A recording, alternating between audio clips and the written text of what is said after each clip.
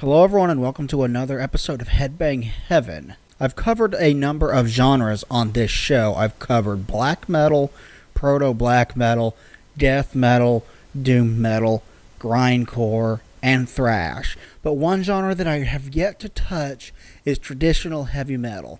And it's about time we did talk about something traditionally heavy metal.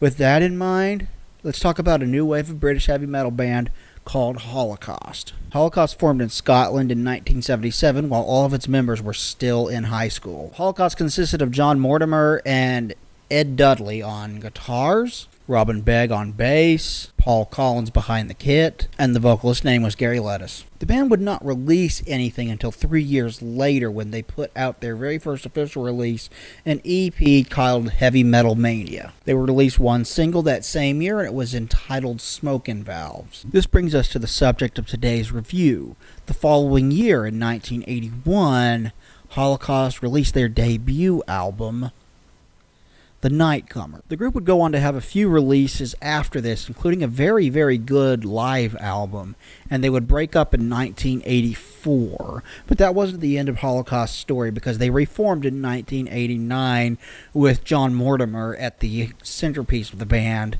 and have been going strong ever since. In fact, they should have another album coming out sometime this year or next year. However, we're here to talk about this album right here, The Nightcomers. This album starts off with a song called Smokin' Valves, which had been released as a single in 1980, as I previously mentioned. This song starts off with a simple drum beat and some very old school rock and roll guitars before kicking into a riff that really lets you know what this band was all about and exactly what you can expect from this album, which is to say you can expect some very old school and very fun traditional heavy metal riffs, and if you love that kind of thing, you're gonna love it. There's a solo section about 1 minute and 35 seconds in that is a lot of fun, lasts for about a minute, and it ends on a grandiose over-the-top note that just seems appropriate for this kind of fun heavy metal. The second track on this album is called Death or Glory, and it stands as one of the brightest spots on a very good album.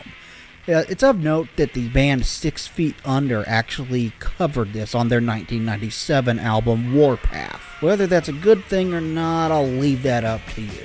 Anyway, this particular song has a bit of a darker tone and atmosphere than the first track on this album did, which is kind of appropriate considering the chorus contains the phrase, "murder on my mind." This does present a nice change of pace to let you know that you're in for a little bit of variety on this album, and it's got some very nice drum fills as well. The third track on this album is called Come On Back, and it goes right back to the fun style of riffing that was present on the first track. At just over 3 minutes in length, this is the shortest song on the album, and the solo seems to have a little bit of a slower pace than the 2 tracks that came before it. The fourth track on this album is called Maverick, and it seems to be inspired at least somewhat by slower bands that came before it, like Black Sabbath. It has a kind of a doomy vibe to it. This track has a little bit of a doom vibe to it, though I would not call it doom metal.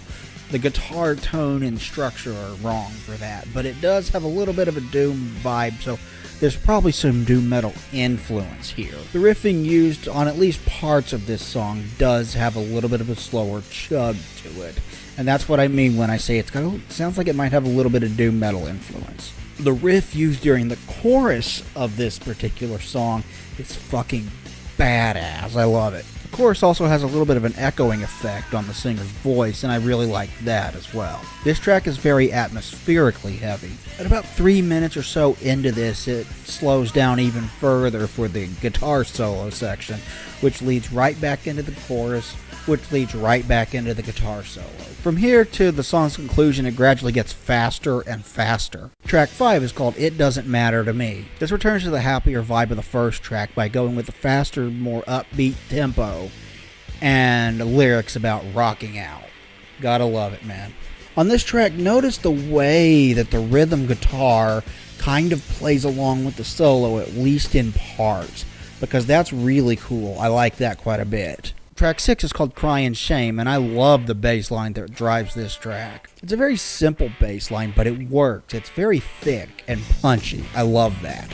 The song uses a start and stop riffing style for most of it, with the bass constantly going in the background.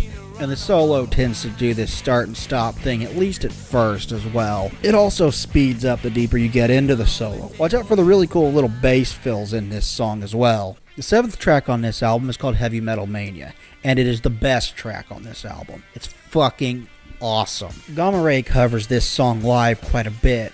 On the 2003 re-release of their 1995 album Land of the Free, a studio version of the cover track was included as a bonus track. Their cover's badass. I would recommend looking up that cover on YouTube and giving it a listen. The entire first minute plus of this song is just the intro, and it is awesome. It's the guitarists dueling each other and playing dual solos and structured solos and whatnot. And it builds and builds and builds as you begin to hear some heavy riffing going on in the background as it gets closer and closer to the meat of the song. And for me, this intro portion of Heavy Metal Mania is the best portion of this song.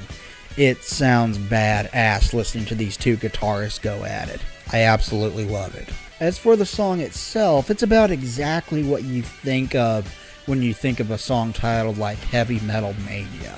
There's really no surprises lyrically here, and yes, it's cheesy, but that's part of the song's charm. I love the fact that it's cheesy.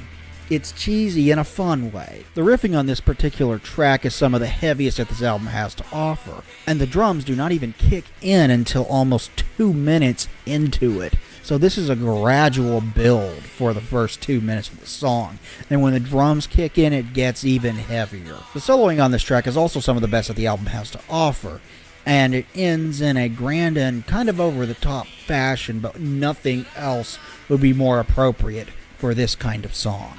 This song is so badass that it deserves to be remembered as a heavy metal anthem alongside greats like Breaking the Law and Run to the Hills. It's that good. Track number 8 on this album is called Push It Around. The first 20 seconds of Push It Around is just the drummer playing a beat and the singer talking over it while the guitar kind of squeals and has a little bit of feedback going on. The song does not start proper until about 20 seconds in with a really cool intro riff. This is one of the songs on this album that's a hell of a lot of fun to sing along to. About 1 minute and 55 seconds into this track, the guitar gets a whole lot more simple in how it's played for a vocal passage that works to great effect, I think.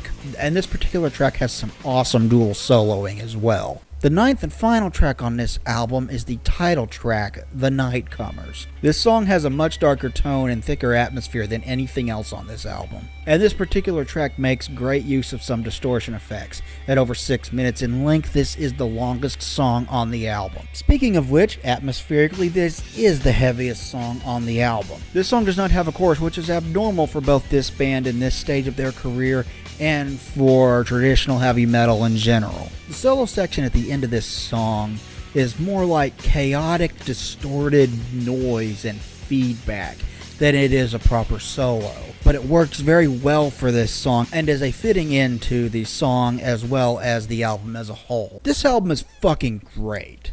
I absolutely love it, and I highly recommend it. My only problem with this album is that the vocals are a little bit low in the mix. They could have brought those up a little bit more and it would have served the album well. Other than the vocals being a little bit low in the mix, this is an extremely good slab of heavy metal. If you like traditional heavy metal like Judas Priest and Iron Maiden, buy this album. If you like new wave of British heavy metal stuff like Saxon or Raven, buy this album. If you like speed metal stuff like Exciter, Hellstar, or Agent Steel, buy this album.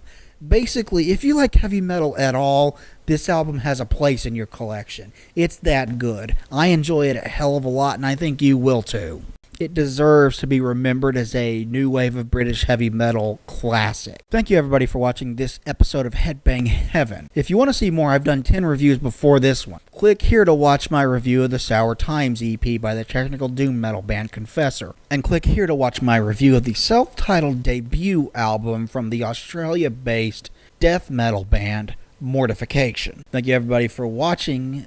Please like, comment, and subscribe, as well as share this video. I would appreciate it a lot, and it would help me out a lot. Until next time, this has been Headbang Heaven. Talk to you later, everybody.